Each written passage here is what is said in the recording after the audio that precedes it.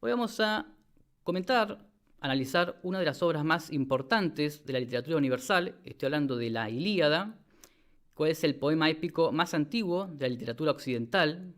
Se incluye dentro del ciclo troyano, estos poemas referentes a la guerra de Troya.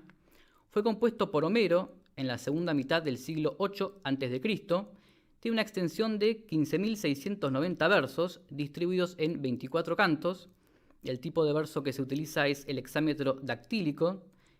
La Ilíada narra la ira o la cólera de Aquiles, un episodio ocurrido durante 51 días dentro del 9º año de la guerra de Troya, una guerra que dura 10 años. Y así lo indican sus primeros versos, que dicen algo como: la cólera canta, oh diosa, del peli de Aquiles, maldita, que causó a los aqueos incontables dolores, precipitó al Hades muchas valientes vidas.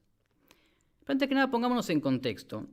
La guerra y la caída de Troya, como un hecho histórico, ocurrió a fines de la Edad de Bronce, entre los años 1400 y 1200 a.C., y enfrentó a Troya, que es una ciudad del Asia Menor, de origen indoeuropeo, que tenía cultura, lengua y dioses griegos, con una coalición de reinos griegos o aqueos, por asuntos presuntamente comerciales. Anteriormente se pensaba que todo esto había sido una ficción, hasta que a finales del siglo XIX el arqueólogo alemán Schliemann realizó distintas excavaciones por la ciudad de Micenas y encontró núcleos urbanos que se corresponderían con los del poema, lo que él llamó, él era un fanático de la Ilíada y la Odisea, el mundo de la Ilíada y la Odisea. Bueno, años más tarde, entre 1200 y 750 a.C., distintos poetas, o llamados también aedos, cantaban rapsodias o cantos sobre esta guerra, sobre la caída de Troya. Pero más allá de lo importante que pudo haber sido esta guerra o la caída de Troya, le faltaba un poco, como digamos, de condimento para llegar a hacer estas rapsodias. Entonces estos poetas, estos aedos, le agregan tres elementos fundamentales. El primero es la presencia de héroes peleando en cada uno de los bandos. La característica del héroe homérico se puede definir como un hombre que es libre. Simbolizan el pináculo, digamos, de la grandeza humana. Todos son grandes, bellos, fuertes. Su virtud principal es la bravura, el coraje. Todos son buenos guerreros, buenos oradores. Todos han realizado hazañas.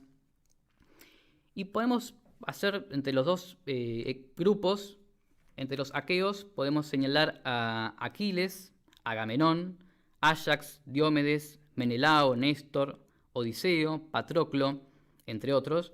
Y entre los troyanos se destacan Héctor, el príncipe de Troya, Paris, su hermano, Eneas, Glauco, Sarpedón. Como segundo elemento, los aedos le agregan la presencia de dioses apoyando a uno u otro de los bandos o de los héroes. Todos sabemos que los griegos tienen una mitología muy rica, una gran cantidad de dioses y divinidades. A diferencia del dios cristiano, los dioses griegos no son ni creadores ni bondadosos. Lo que los separa básicamente de los humanos es la fuerza, la gran fuerza y la inmortalidad.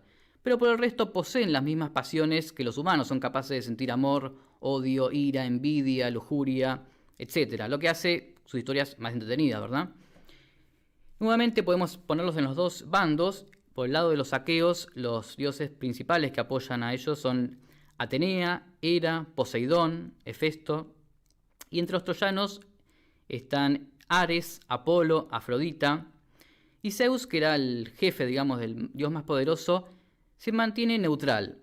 Vemos que en partes del canto, bueno, hay una variación, pero básicamente es neutral. Es interesante el uso que hacen los poetas de los epítetos para mencionar tanto a los dioses como a los héroes.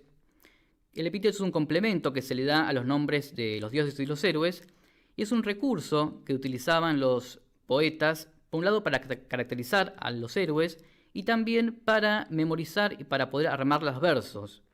Ejemplo de estos epítetos es Agamenón, rey de hombres; Aquiles, el de los pies ligeros; Héctor, domador de caballos; Hera, la diosa de niveos brazos, etc. Como tercer elemento, los poetas agregan, justamente a través de la presencia de estos héroes fantásticos y de los dioses, todo tipo de hechos fantásticos. De hecho, el mismo móvil de la guerra, que fue el rapto de Helena. Helena era una mujer de gran belleza, era esposa de Menelao, el rey de Esparta, y Paris, príncipe de Troya, había sido jurado en una disputa que tenían las diosas Atenea, Hera y Afrodita sobre quién era la más hermosa. Y bueno, Paris elige a Afrodita, ganándose el favor de ella y el odio acérrimo de Hera y de Atenea. Bien, Paris le pide a Afrodita que enamore a Helena y la rapta, llevándosela a Troya. Entonces Menelao obviamente se enoja y junto a Agamenón y otros jefes griegos van a Troya a rescatar a Helena, y ese entonces sería el móvil de la guerra según el poema. Este hecho no aparece mencionado en la Ilíada, pero aparece así implícito. Bien, estas rapsodias fueron creadas en una época griega que se conoció como período oscuro, donde no había escritura, y se transmitían por tradición oral, de generación en generación. Es ahí donde llegan a Homero, en una época donde sí había escritura, y Homero entonces recoge estos mitos y compone la Ilíada. Sobre el tema de la autoría se escribieron realmente ríos de tinta, la famosa cuestión homérica. La teoría más aceptada es que Homero recoge estos mitos casi como un compilador. Existen otras teorías que dicen que la Ilíada fue una invención original de Homero, tomando un tema ya conocido. Otros dicen que Homero nunca existió, que es tan ficción como la propia Ilíada. Otros que Homero era un poeta mediocre que toma la Ilíada ya compuesta. Bueno, también se discute hasta qué grado de intervención tuvo Homero, en cuanto tomó, cuánto corrigió, cuánto agregó él. En fin, sobre la cuestión homérica hay muchísimo material y es un tema bastante apasionante. Bien, ahora pasamos al argumento de la Ilíada. La Ilíada comienza el 9º año de la guerra entre los aqueos y los troyanos. En el campamento aqueo se desata una peste. Los jefes consultan a su adivino, Calcante, que él le dice que la peste no va a cesar hasta que Agamenón, el jefe de los aqueos, no devuelva a su esclava Criseida a su padre Crises. Crises había suplicado a Agamenón que le devuelva a su hija, y Agamenón lo había ignorado, lo había maltratado. Entonces Crises le pide al dios Apolo que lo ayude, y es el dios Apolo quien desata esta peste. Bien, finalmente Agamenón cede y devuelve a Criseida a su padre, pero en cambio toma a Briseida, que era la esclava de Aquiles, otro de los jefes griegos. Era justamente un botín de guerra de Aquiles, que era prueba justamente de su honor y de su fama, y Agamenón la toma. Eso es realmente el error trágico, porque Agamenón como jefe de los aqueos tenía justamente que velar por sus hombres y él toma a la esclava de Aquiles. Entonces ese es realmente el error trágico, el primer error trágico que tiene el poema, donde se da una ruptura del orden. Aquiles, por supuesto, se enoja y se retira de la batalla y dice que solamente va a volver cuando el fuego troyano alcance sus propias naves. Más tarde le pide a Aquiles a su madre, la Nereida Tetis, que lo ayude. Tetis a su vez le suplica a Zeus que ayude a su hijo, lo cual Zeus acepta porque, digamos, le debía una porque Tetis había ayudado a Zeus anteriormente, y Tetis le pide puntualmente que ayude a los troyanos, que Zeus ayude a los troyanos. Bien, Zeus aconseja en un sueño a Agamenón que se armen las tropas para atacar Troya, y Agamenón previamente prueba a sus hombres, le ofrece volver a sus hogares, lo cual es rechazado por sus hombres. Bueno, y ahí sí, Agamenón se convence y empieza a la batalla y arma a sus tropas. Ahí se da el famoso catálogo de naves, donde se enumeran las fuerzas troyanas y las fuerzas griegas. Mientras tanto, en Troya, el príncipe Héctor de Troya le reclama a su hermano Paris que esconderse justamente ante la presencia de Menelao, que quería recuperar a Helena. Paris se queda con Helena. Y es ahí entonces cuando Paris decide retar a Menelao en combate, y el que venza se iba a quedar con Helena y con sus tesoros. La batalla la toma la iniciativa Menelao y está a punto de matar a Paris cuando aparece Afrodita y lo salva. Bueno, tras este frustrado duelo se reanuda la batalla. Ahí vemos la la participación de los dioses, de Atenea, Apolo y Ares, ayudando a los aqueos y troyanos respectivamente. Y también se destacan ciertos héroes como Diomedes, quien incluso llega a herir a los propios dioses Ares y Afrodita. Después se trenza en un duelo con Glauco, en donde ambos reconocen sus lazos de hospitalidad. Los antepasados de Glauco habían sido huéspedes albergados en el lugar de los antepasados de Diomedes. Entonces, en ese contexto, Diomedes era también un huésped en la casa de Glauco, por más que venía a invadir. Así que reconocen sus lazos de hospitalidad y la batalla queda en nada. Por su parte, Héctor se despide de su esposa Andrómaca y de su hijo y regresa al combate. Y se da una escena muy, muy bonita en la despedida de Héctor de su familia. Ya en combate se enfrenta con Áyax, uno de los héroes de los aqueos. Y un duelo tan largo que incluso llega a interrumpirse por la llegada de la noche. Néstor, por su parte, otro de los héroes aqueos, que se caracterizaba por ser sabio, insta a los aqueos a que armen una fosa y una muralla para protegerse de los troyanos. Por su parte, Zeus, comprometido con esa promesa que le había hecho a Tetis, le pide a los dioses que no intervengan más en la batalla. Mientras tanto, insta a los troyanos a avanzar, que incluso llegan hasta el campamento de sus propios enemigos. Bueno, viendo que la balanza se inclinaba para el lado de los troyanos, Agamenón envía una embajada a Aquiles, compuesta por Fénix, Áyax y Odiseo, quien le van a pedir disculpas por parte de Agamenón, a ofrecerle devolverle a Briseida y a suplicarle que vuelva a la batalla, lo cual Aquiles rechaza. Él está totalmente nublado por la ira, lo cual vemos también otro error trágico que de rechazar disculpas de Agamenón, que bueno, le iba a traer grandes problemas más adelante a Aquiles. Igual Aquiles no se queda convencido y envía a Patroclo, a su gran amigo Patroclo, a que tome noticias sobre cómo estaba la batalla. Por su parte, los troyanos continúan con su avance y llegan incluso a hacer una brecha en el muro que habían construido los aqueos. Y vemos nuevamente un error trágico, esta vez por parte de Héctor, porque la función de Héctor era la de proteger a su pueblo, y él quiere ir más allá y quiere ir ya a invadir, atacar al campamento enemigo, más allá de sus posibilidades, sus límites, ¿no? Justamente envalentonado por este poder que tenía y de estar ganando la guerra, ¿no? Bueno, Hera, al ver cómo también se inclinaba la batalla a favor de los troyanos, engaña a Zeus y lo logra hacerlo dormir, y ahí le encarga a Poseidón que vaya a intervenir a favor de los aqueos. Zeus más tarde descubre ese engaño y le vuelve a pedir a todos los dioses que no intervengan y dejen de ayudar a los aqueos. Los troyanos entonces vuelven a tomar la iniciativa, llegando incluso hasta las naves de sus enemigos. Y Patroclo, amigo de Aquiles, al ver la desesperante situación que estaban viviendo, le pide permiso a Aquiles para ir a la batalla, lo cual Aquiles acepta. Y Patroclo avanza, mata incluso a un héroe griego, a Sarpedón, pero más tarde se enfrenta con Héctor y Héctor, con la ayuda de Apolo, lo mata. Y llegamos a un punto clave de la Ilíada, que es la muerte de Patroclo.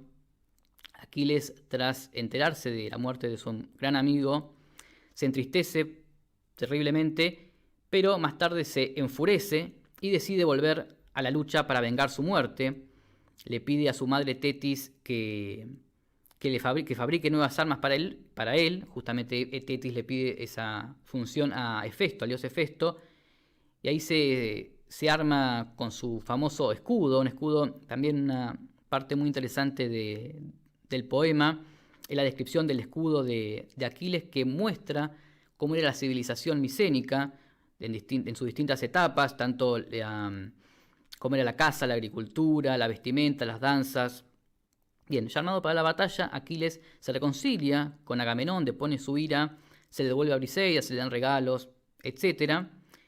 Y por su parte, Zeus, ya saldada la deuda con Tetis, le da luz verde a los demás dioses para que intervengan ayudando al bando y a los héroes que quisieran.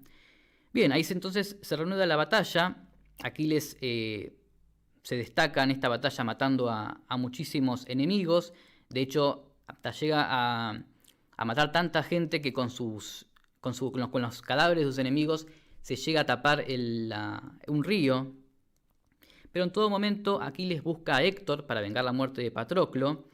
Atenea lo ayuda a buscar a Héctor, mientras que Apolo trata de proteger a Héctor alejándolo de la batalla. Finalmente, con la batalla a favor de los aqueos, los troyanos retroceden incluso hasta a sus propios muros, pero Héctor queda fuera para finalmente enfrentarse con Aquiles. Allí se da la gran batalla entre Aquiles y Héctor, que es ganada por Aquiles, quien mata a Héctor y ata su cadáver al carro y lo pasea por toda la ciudad. Después se celebra en el campamento aqueo los juegos funerarios en honor a Patroclo. Allí participan distintos héroes en carreras, pugilato, lucha, tiro con arco. Y el canto, el poema y la Ilíada finaliza con el último canto, cuando Príamo, rey de Troya y padre de Héctor, se dirige al campamento aqueo, auxiliado por el dios Hermes, y llega a la tienda de Aquiles, y allí le suplica a Aquiles que le entregue el cadáver de Héctor, que había sido profanado por Aquiles, llevándolo en el carro. Aquiles, conmovido por el gesto del padre, finalmente entrega el cadáver de Héctor y propone una tregua de 11 días para que se celebren los funerales de Héctor, y al día 12 volverían a pelear. Bien, el poema, la Ilíada, como vimos, abarca distintos temas: la cólera, el valor, el heroísmo, el destino, la importancia del honor y la fama. Y la función que tenía el poema era la de describir la sociedad micénica, describir sus valores, y ahí podemos destacar 3 instituciones básicas de esta sociedad micénica. Una era la hospitalidad, esa alianza entre 2 personas que es heredada, que vimos en el canto 6, por ejemplo, entre Diomedes y Glauco. La súplica, que era un pedido que se le hace tanto a un dios como a un hombre, que lo vimos, por ejemplo, en el canto 1, cuando Crises le suplica a Agamenón para que le devuelva la hija, o Tetis, que suplica a Zeus que ayude a su hijo, o en el canto 24, cuando vemos que Príamo suplica a Aquiles. Y lo que es interesante es que esta súplica, si la persona que se le suplica puede acceder y se niega, contrae un castigo. Y la tercera institución es los juramentos, que como vimos en el canto 3, entre Paris y Menelao, cuando antes del duelo, ese juramento no se cumple, evidentemente, o el juramento que hace Agamenón de que él nunca estuvo con Briseida ante Aquiles. Bueno, con esto ponemos punto final a la Ilíada, pero será un punto y aparte para Homero y el ciclo troyano, ya que en el próximo bloque hablaremos sobre la Odisea. Y antes de irme a la pausa, me gustaría irme con una frase también de la Ilíada, pero que puede aplicarse también a otros ámbitos, que decía: poco duele la flecha de un hombre vil y cobarde. Ahora sí, vamos a la pausa.